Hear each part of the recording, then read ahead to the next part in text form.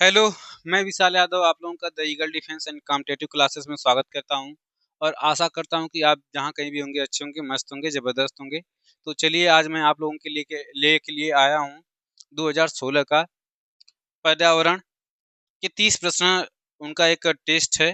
ठीक है। अ, जो भी प्रश्न है एकदम परीक्षा उपयोगी प्रश्न है, प्रीवियस ईयर के प्रश्न हैं। जो भी बच्चे यूपी टीईटी की तैयारी कर रहे हैं जुलाई के लिए, उनके लिए एकदम अच्छा होने वाला है। तो अपने आप को आंकिए और प्रश्नों की श्रृंखला में जुड़िए। हमारा पहला प्रश्न है कि शिक्षक की बहुमूल्य निधि क्या है। जो शिक्षक है उसकी सबसे बहुमूल्य निधि क्या होगी।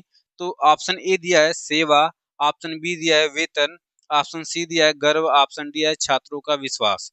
तो मैं आपको बताना चाहूंगा कि चार ऑप्शन में से एक ऑप्शन सही है, उसको आप लोग कमेंट में पहले आंसर दीजिए, उसके बाद आप लोग चेक कीजिए। ठीक है। तो देखिए जो सही आंसर होगा आपका होगा छात्रों का विश्वास, क्योंकि जब छात्रों का विश्वास अध्यापक के पास नहीं होगा तो वो उनको अच्छे से सिखा नहीं पाएगा, अधिगम सही नहीं होगा। ठीक है। तो इसलिए सबसे जो बहुमूल्य निधि है वह होगी छात्रों का विश्वास। क्या होगा? छात्रों का विश्वास। अब हम लोग चलते हैं अगले प्रश्न पे। अगला प्रश्न हमारा है कि किसी परिकल्पना को बार बार परीक्षण करने से गलत नहीं पाया जाता है तो वह क्या हो जाता है। अगर कोई परिकल्पना है उसका परीक्षण बार बार किया जाता है, बार बार परीक्षण किया जाता है, अगर वह गलत नहीं होता है तो तो वह हो जाता है ऑप्शन ए सिद्धांत, ऑप्शन बी कानून, ऑप्शन सी खोज और ऑप्शन डी मूल संकल्पना। तो आप लोग इसका आंसर कमेंट में दीजिए जो सही आंसर होगा। तो जो सही आंसर हो जाएगा आपका वो हो जाएगा सिद्धांत। जो सिद्धांत है, कोई भी परिकल्पना का अगर बार बार उसका टेस्ट किया जाए, परीक्षण किया जाए, ठीक है, उसका बार बार क्या किया जाए, परीक्षण किया जाता है, और परीक्षण के फलस्वरूप वह सत्य पाई जाती है। क्या पाई जाती है? सत्य पाई जाती है। तो वह क्या हो जाएगा? वह आपका हो जाएगा सिद्धांत हो जाएगा। क्या हो जाएगा? सिद्धांत। चलते हैं अगले प्रश्न पे। अगला हमारा प्रश्न है कि निम्नलिखित में सबसे उपयुक्त शिक्षण विधि है। ऑप्शन ए दिया है विचार गोष्ठी। एक मिनट, हाँ। ऑप्शन ए दिया हुआ है विचार गोष्ठी, श्रुतलेख, श्रुतलेख एवं दिया गया कार्य, विचार गोष्ठी एवं कार्य योजना, व्याख्यान एवं श्रुतलेख। देखिए जो शिक्षण की विधि है, विचार गोष्ठी मतलब बच्चों को अपने विचारों को व्यक्त करने के लिए कहा जाए, वहां पे लोग इकट्ठा करके अपने अपने विचारों को दिया जाए, आदान प्रदान किया जाए। श्रुतलेख मतलब जो बोला जाए और बच्चे उसको लिखें। ठीक है, तो श्रुतलेख हो गया। और यहाँ पे दिया गया कार्य, फिर एक और दिया है विचार गोष्ठी एवं कार्य योजना, फिर व्याख्यान एवं श्रुतलेख। चार ऑप्शन में एक ऑप्शन सही है, उसको कमेंट बॉक्स में आप लोग बताइए, फिर आगे मैं बताऊंगा। तो जो सही आंसर होगा हमारा ऑप्शन नंबर सी हो जाएगा, विचार गोष्ठी एवं कार्य योजना। चलते हैं अगले प्रश्न पे। अगला प्रश्न है कि निम्नलिखित में कौन सी गैस ग्रीन हाउस गैस नहीं है। ऑप्शन ए दिया है CO2, ऑप्शन ए दिया है CO2, नाइट्रस ऑक्साइड, मेथेन और हीलियम। चार गैसें दी हैं और एक गैस जो है कि आपका ग्रीन हाउस गैस नहीं है। तो उसको आप लोग कमेंट में आंसर दीजिए, जो सही आंसर हो उसको जल्दी से लिखिए, फिर मैं बताऊंगा। तो देखिए जो ग्रीन हाउस गैस है वह आपका ग्रीन हाउस गैस में CO2 भी आ जाएगा, फिर NO2 आ जाएगा, ठीक है, और आपका CH4 भी आ जाएगा। केवल और केवल हीलियम गैस जो है ये ग्रीन हाउस गैस नहीं है। तो ऑप्शन हमारा जो सी यहाँ पे है यही करेक्ट हो जाएगा। हीलियम क्या है? हीलियम एक नोबेल गैस है। क्या है? नोबेल गैस, आदर्श गैस इसको बोलते हैं, आदर्श गैस बोलते हैं। ठीक है, यह एक आदर्श गैस है, ये किसी से क्रिया नहीं करती। इसका जो परमाणु क्रमांक होता है 2 और परमाणु भार कितना होता है 4। तो इसको ऐसे भी लिखते हैं 2He4। ठीक है।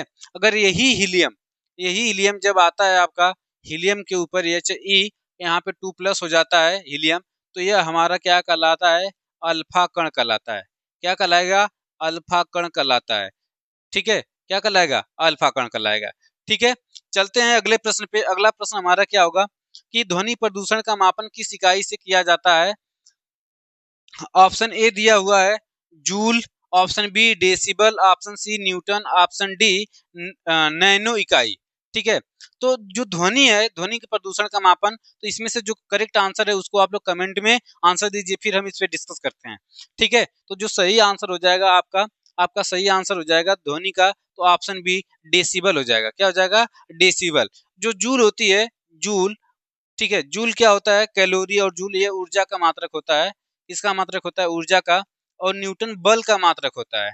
और डेसिबल ध्वनि मापने की, ध्वनि प्रदूषण मापने की, ध्वनि प्रदूषण, ठीक है, ध्वनि प्रदूषण मापने की जो इकाई होगी वो आपकी डेसिबल हो जाएगी। और नैनो इकाई, नैनो इकाई में देखिए परमाणु की त्रिज्या वगैरह मापी जाती है।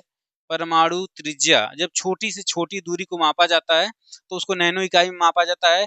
एक एक नैनोमीटर बराबर आपका होता है 10⁻⁻9 मीटर, और एक माइक्रोन बराबर होता है 10⁻⁻6 मीटर।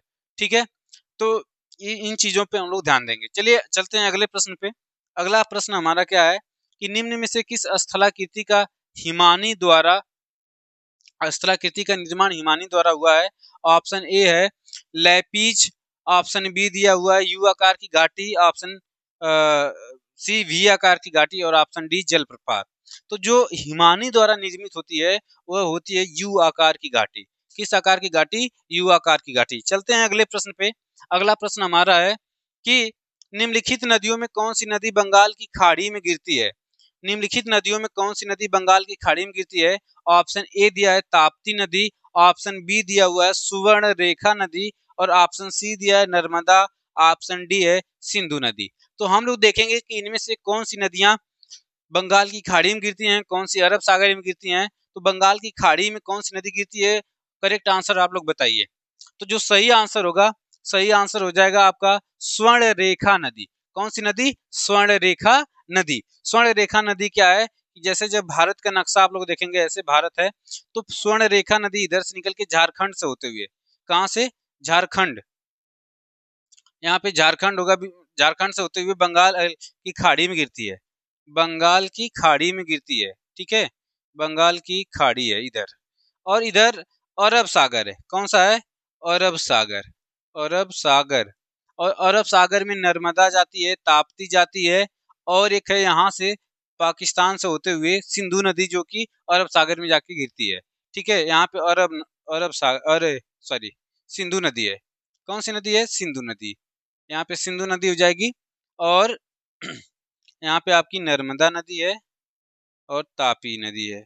ये सब साउथ में, इधर महाराष्ट्र वगैरह से नीचे इधर बहती हैं। ठीक है, चलते हैं अगले प्रश्न पे। अगला सवाल क्या है हमारा कि राकेश कक्षा 5 पर्यावरण विज्ञान शिक्षक द्वारा दिए गए कार्य को समय से प्रस्तुत नहीं करता है, अतः सबसे उपयुक्त सुधारात्मक उपाय हो सकता है। ऑप्शन ए दिया है प्रधानाध्यापक की जानकारी में लाना, ऑप्शन बी खेल की कक्षा में जाने से प्रतिबंध लगाना, ऑप्शन सी उसकी अनियमितताओं के कारण को जानकर उसे सही मार्गदर्शन देना, ऑप्शन डी उसकी अनियमितताओं को लिखित जानकारी माता पिता को देना। इसमें से चारों ऑप्शन में से एक ऑप्शन सही है। करेक्ट ऑप्शन को आप लोग कमेंट में आंसर दीजिए। तो जो सही आंसर हो जाएगा वो हो जाएगा कि उसकी अनियमितताओं को ध्यान दीजिए। टीचर का काम होगा कि उसके अनियमितताओं को ध्यान दे और उसके कारणों को जाने और उसे सही क्या करे? मार्गदर्शन दे। सही क्या करे? मार्गदर्शन। अगर बच्चा कोई गलती कर रहा है, अनियमितताओं में उसकी कुछ अनियमितताएं हो रही हैं, तो उन अनियमितताओं को क्या करे? टीचर जाने, और टीचर जान के उनके कारणों को सही उपाय बताए, उसको उसका मार्गदर्शन करे। तो हमारा ऑप्शन सी सही हो जाएगा। चलते हैं अगले प्रश्न पे। अगला प्रश्न हमारा है कि मध्य प्रदेश में कौन सा झीलों का शहर कहलाता है? Option A Bhopal, option B Ujjain, option C Indore, option D Gwalior. तो मैं आपको बताना चाहूंगा कि चार ऑप्शन में एक ऑप्शन सही है, जो कि झीलों का शहर कहलाता है। वह कौन सा है? कमेंट में आंसर दीजिए। तो जो सही आंसर हो जाएगा वो हो जाएगा आपका भोपाल। भोपाल को झीलों का शहर कहा जाता है। किसका शहर कहा जाता है? झीलों का शहर। तो चलते हैं अगले प्रश्न पे। अगला प्रश्न हमारा है कि निम्नलिखित में कौन सा सागर यूरोप को अफ्रीका से अलग करता है? यूरोप को अफ्रीका से अलग करने वाला सागर कौन सा है? ऑप्शन ए है लाल सागर, ऑप्शन बी काला सागर, ऑप्शन सी अरब सागर, ऑप्शन डी भूमध्य सागर। तो जब आप यूरोप और अफ्रीका का मैप देखेंगे तो उसमें जो बीच में एक महासागर पड़ता है ऐसे, ठीक है, बहुत बड़ा सा महासागर है, इसको हम लोग बोलते हैं भूमध्य सागर। क्या बोलते हैं? भूमध्य सागर। और जो यह भूमध्य सागर होता है, इसके ऊपर होता है यूरोप। क्या होगा? यूरोप होगा, और नीचे आपका होगा अफ्रीका, अफ्रीका। ठीक है। तो यूरोप को अफ्रीका से अलग करने वाला जो सागर है वो हो जाएगा आपका भूमध्य सागर। कौन सा हो जाएगा? भूमध्य सागर। चलते हैं अगले प्रश्न पे। अगला प्रश्न है कि अंतर्राष्ट्रीय ओजोन दिवस मनाया जाता है। अंतर्राष्ट्रीय ओजोन दिवस कब मनाया जाता है?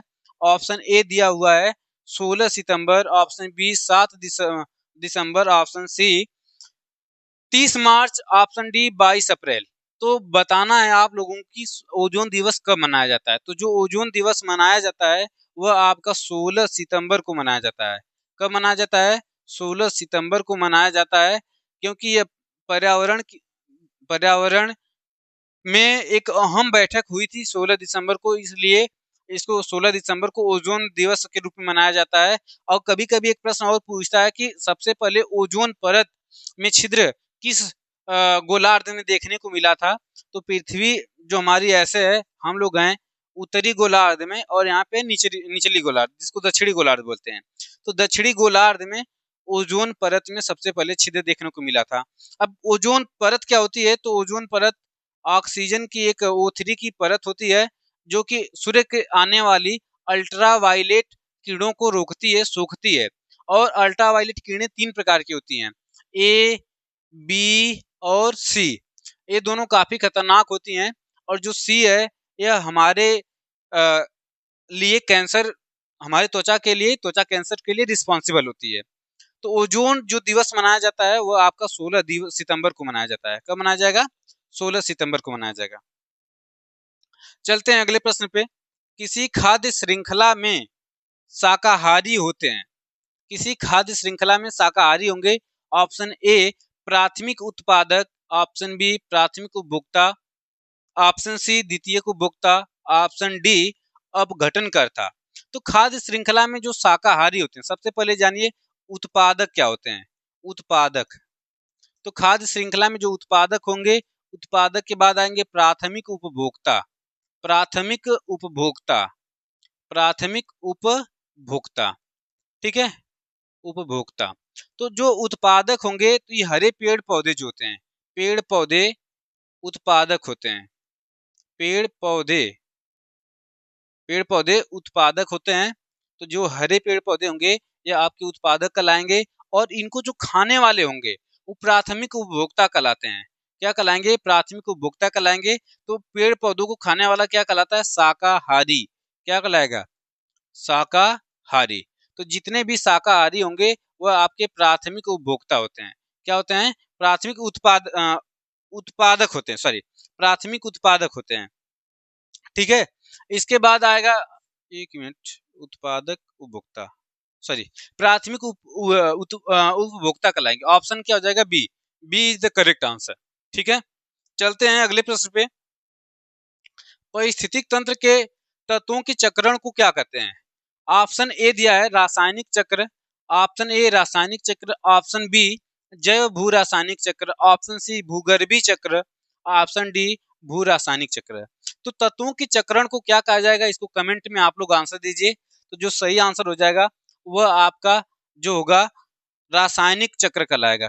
क्या कहलाएगा? रासायनिक, एक मिनट, हाँ,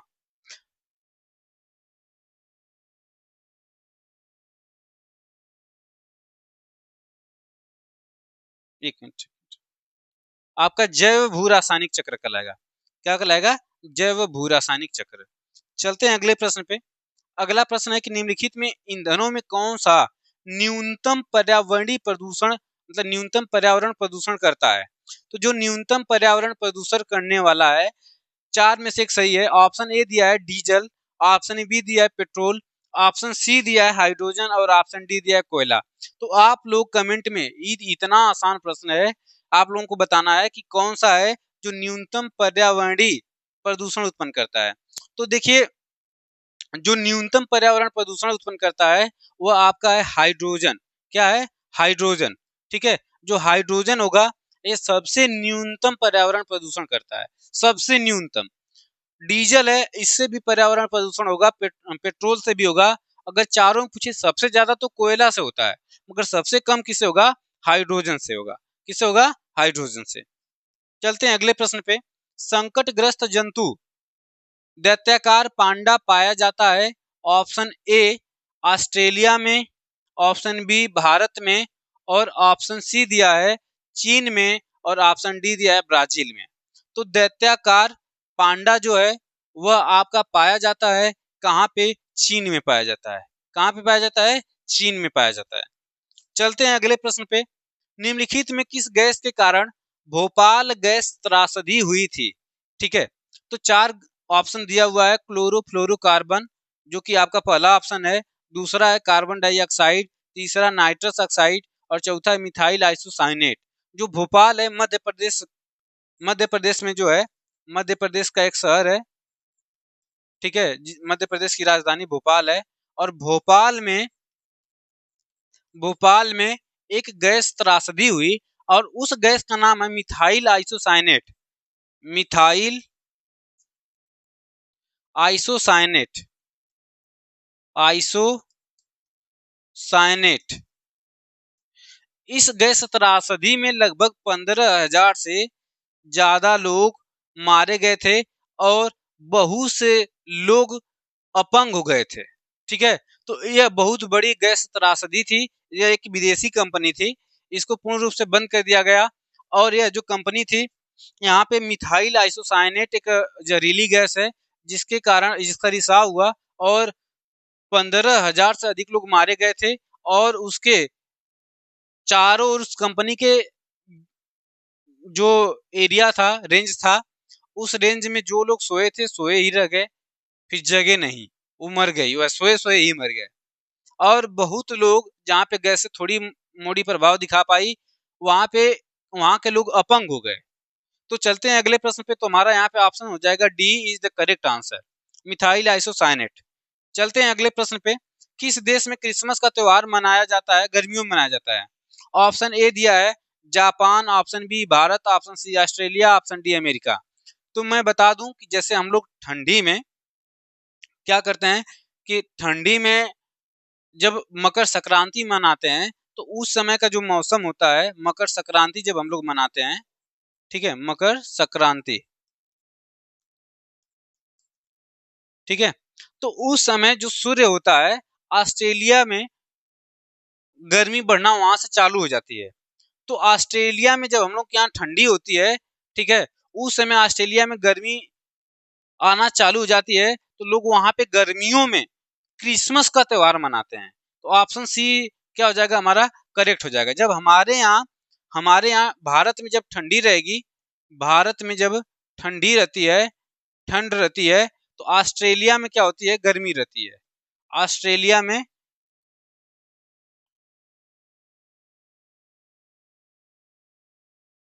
ऑस्ट्रेलिया में गर्मी रहेगी, ठीक है,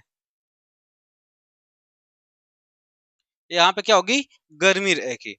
तो जो क्रिसमस का त्योहार होता है आपका ऑस्ट्रेलिया में मनाया जाता है। कहाँ मनाया जाता है? ऑस्ट्रेलिया में। अब चलते हैं गिर वन्य अभ्यारण्य निम्न में से किस वन्य जीव का संरक्षण करता है? ऑप्शन ए दिया है हाथी, ऑप्शन बी सांप, ऑप्शन डी गैंडा, ऑप्शन डी शेर। गिर जो है, गिर वन्य जीव अभ्यारण्य, यह आपका कहाँ पे है? तो यह आपका गुजरात में है। गुजरात में है। कहाँ है? गुजरात में।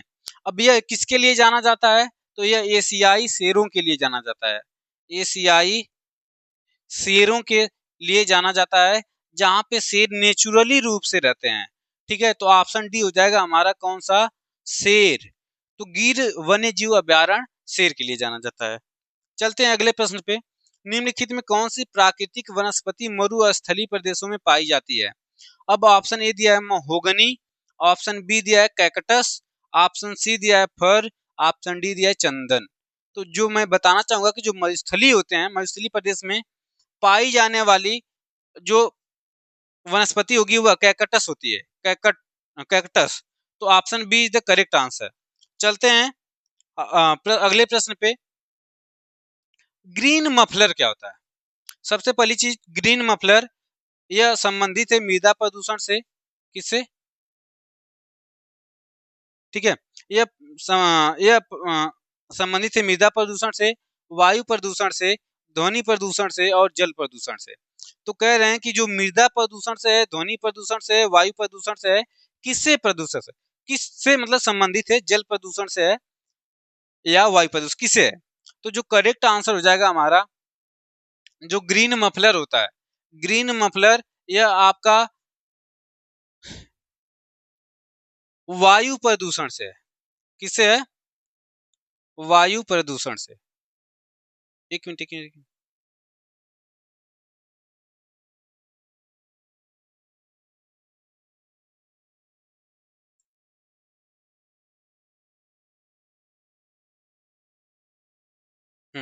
देखिए जो ग्रीन मफलर होता है, ग्रीन मफलर मतलब पहले इसको बता देते हैं। ग्रीन मफलर जैसे अगर कहीं पे कोई है, इसके चारों ओर क्या कर दिया जाता है, बहुत सारे पेड़ लगाए जाते हैं। पेड़ों की संख्या इतनी ज्यादा ऐसे लगाई जाती है कि इससे होके वायु जब जाए, ठीक है, तो इससे होके जब वायु जब जाए तो इसमें जितने भी मृदा प्रदूषण, मृदा प्रदूषण से रिलेटेड नहीं है, यह है आपका ध्वनि प्रदूषण से रिलेटेड। किससे है? ध्वनि प्रदूषण से। इससे होके जब भी ध्वनि जाए, जब भी ध्वनि जाए या वायु जाए, ठीक है, तो क्या करे कि ये जो क्या करती है, यह जो प्रदूषण करने वाली गैसें होती हैं, उनको ये पेड़ सोख लेते हैं। क्या कर लेते हैं? पेड़ सोख लेते हैं। जैसे आपको मैं बता दूं कार्बन डाइऑक्साइड, तो उन कार्बन डाइऑक्साइड को ये सोख लेंगे, और इधर इधर मान लीजिए सिटी है, तो सिटी से बाहर ये बहुत सारे पेड़ों को लगा दिया गया है। तो अब इधर से जाने वाले जितने भी वायु होगी, उस वायु मतलब प्रदूषित वायु होगी, उसको ये सोख लेंगे और शुद्ध वायु जा पाएगी। तो यह संबंधित किससे है? वायु प्रदूषण से है।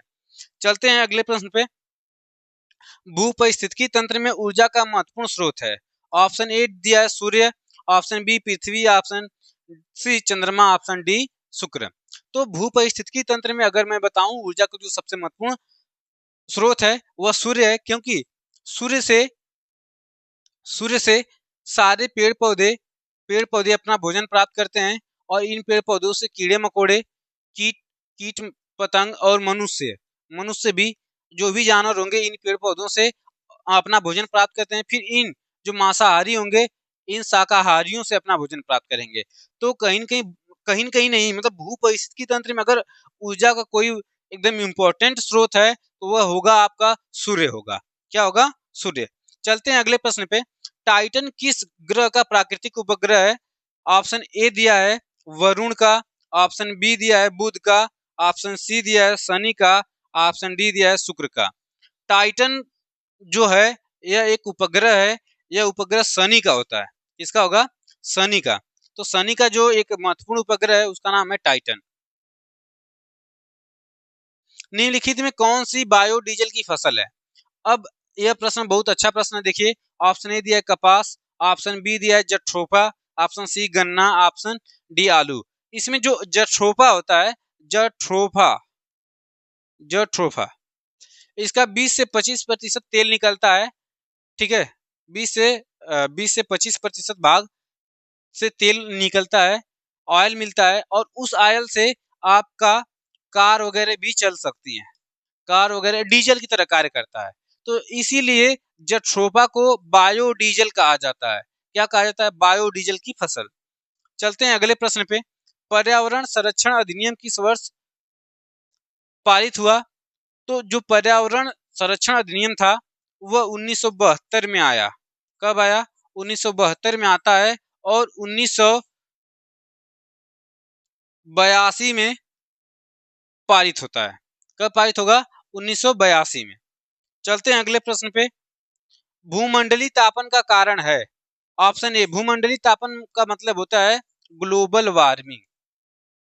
ग्लोबल वार्मिंग, जो ग्लोबल वार्मिंग होता है इसका मुख्य कारण क्या होगा? ऑप्शन ए, हिमनदों में वृद्धि, कार्बन डाइऑक्साइड में वृद्धि, कार्बन डाइऑक्साइड में कमी, वनों में वृद्धि। तो जो ग्लोबल वार्मिंग का मुख्य कारण होता है कार्बन डाइऑक्साइड में वृद्धि। Option B is the correct answer. चलते हैं अगले पे। निम्नलिखित में सर्वाधिक जैव विविधता पाई जाती है, कहाँ पाई जाएगी? शीतोष्ण पर्यावरणीय वन बायोम, उष्णकटिबंधीय सदाबहार वर्षा वन बायोम, शीतोष्ण घास प्रदेश और सवाना बायोम। तो मैं बताना चाहूंगा कि सीधे सीधे याद रखिए कि जहाँ पे बारिश ज्यादा होती है वहां पे अगर जैव विविधता सबसे अधिक पाई जाती है, तो सबसे अधिक जैव विविधता कहाँ पाई जाएगी? तो जो ऑप्शन बी दिया है उष्णकटिबंधीय सदाबहार वर्षा वन बायोम में सबसे ज्यादा जैव विविधता पाई जाएगी। क्योंकि बारिश के मौसम में अनेक प्रकार के कीड़े मकोड़े और वनस्पतियां उगती हैं। तो अगर सबसे ज्यादा प्रजनन वगैरह होगा तो वर्षा के मौसम में होता है, और वर्षा के मौसम में बहुत ज्यादा विविधता, अलग अलग टाइप के इंसेक्ट वगैरह सब कुछ पाए जाते हैं जहाँ पे वर्षा होती है। तो option B is the correct answer.